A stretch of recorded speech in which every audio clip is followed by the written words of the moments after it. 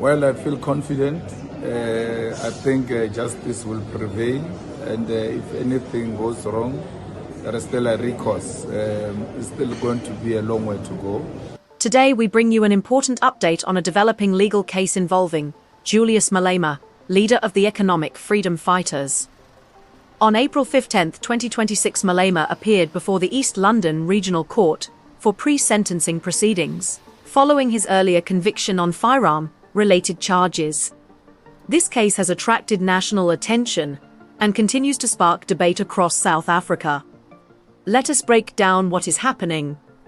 According to the court findings, Malema was convicted on 5 charges including unlawful possession of a firearm, unlawful possession of ammunition, and discharging a firearm in a built-up area. Activated case. We've been up and down in this court for so many years, if not 8 or more. The charges against Malema relate to an incident that took place in 2018 during a political rally in Mdantsane in the Eastern Cape.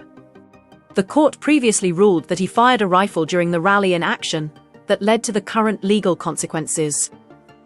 Despite the conviction, Malema has consistently maintained his innocence.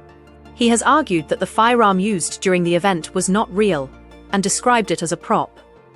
His legal team has also continued to challenge the severity of the potential punishment. During the court session on April 15th, Malema legal representative argued strongly against a direct prison sentence.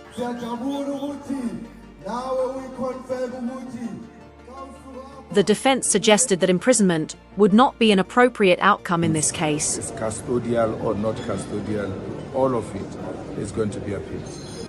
Meanwhile, the state is considering a serious penalty, with reports indicating that the charges could carry a sentence of up to 15 years imprisonment.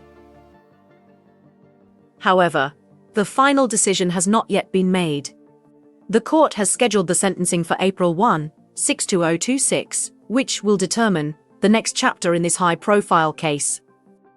Another important development in this matter is the outcome for Malema security officer.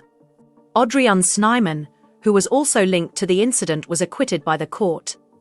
This means that all charges against him have been dropped and he will not face further legal action in connection with this case.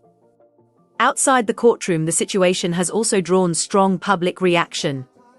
Supporters of the economic freedom fighters gathered in large numbers near the court building. Many held a night vigil, showing solidarity with Malema ahead of the sentencing decision.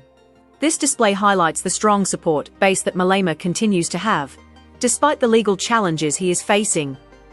This case is being closely watched because of its potential political and legal impact. Julius Malema remains one of the most influential political figures in South Africa, and any outcome could have wider implications. Legal experts say the sentencing phase is critical as the court must weigh several factors, including the seriousness of the offense, public safety, and the circumstances surrounding the incident. At the same time, the court will also consider arguments presented by the defense, as well as Malema's position in society. For now, the country waits for the final ruling. The sentencing on April 16th is expected to bring more clarity and could shape the future of this case. As always, it is important to allow the legal process to take its course. We will continue to follow this story and provide updates as new information becomes available. Thank you for watching.